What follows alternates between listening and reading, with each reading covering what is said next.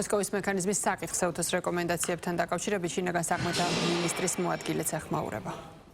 ჩვენმა გავიხსენოთ კონტექსტი, რა ხდებოდა 2020 წლის ნოემბერ-დეკემბრის თვეში. ვერავინ იტყვის, რომ ეს აქცია იყო მშვიდობიანი აქცია, თავად მოსკოვის მექანიზმის წარმომადგენლები, რომელიც იმყოფებოდნენ შინაგან საქმეთა სამინისტროში, მათ წარუდგინეთ ჩვენ იმ აქციის მიმდინარეობის ვიდეო მასალა და თავადვე აღიარეს, რომ ეს აქცია იყო ძალადობრივი ხასიათის და ეს ჩანაწერი არსებობს შინაგან საქმეთა სამინისტროში. შესაბამისად, როცა არის აქცია ძალადობრივი, ადგილი აქვს სახელმწიფო უწყებებზე თავდასხმას და თქვენ კარგად ნახეთ, რომ საქართველოს პარლამენტის შენობა ფაქტურად გადამწვარი იყო აქციის მოზარადე მონაწილეების მხრიდან.